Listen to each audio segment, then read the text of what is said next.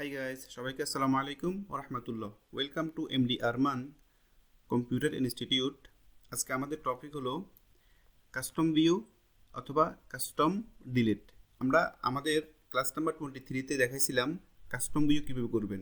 এটা একটু অ্যাডভান্সের ভিতরে অথবা হাইড অ্যান্ড আনহাইড, ঠিক আছে। তো হাইডের উপরে প্রথমে আমরা ক্লাস নাম্বার 22 একটা ভিডিও করছিলাম, ঠিক আছে।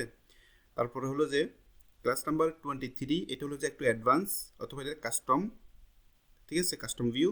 তারপরে আজকেটা দেখাইতেছি আপনি কাস্টম ভিউ করার পর অবশ্যই এটা ডিলিট করতে হবে। তো ডিলিটটা আপনি কীভাবে করবেন, ঠিক আছে।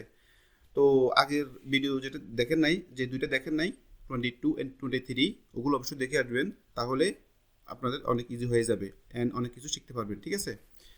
তো এটা করার জন্য আমাদেরকে কি করতে হবে, ভিউ, এখানে একটা অপশান আছে ভিউ, ঠিক আছে, কাস্টম ভিউ, আমরা এখানে ক্লিক করলাম।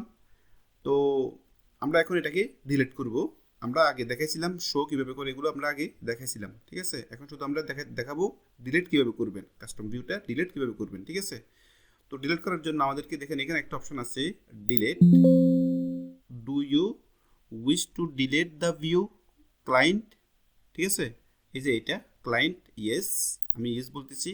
এখানে আবারও আমি ক্লিক করতেছি, আবারও আমাকে জিজ্ঞেস করতেছে কি, ডু ইউ, আপনি কি ম্যানেজার যে ফোল্ডারটা আপনি ক্রিয়েট করছেন এটাকে আপনি ডিলিট করবেন নাকি, ডিলিট করতে চান নাকি। আমি বলতেছি ইয়েস।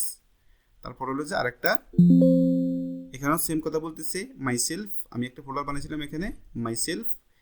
এখানে আপনারা হয়তো বুঝবেন না, আমাদের আগের ভিডিওগুলো দেখলে আপনারা অনেক কিছু শিখতে পারবেন, বুঝবেন, ঠিক আছে। তো যাই হোক, আমি এখানে আজকে দেখাইতেছি শুধু কি কাস্টম ডিলিট কীভাবে করবেন সেটাই।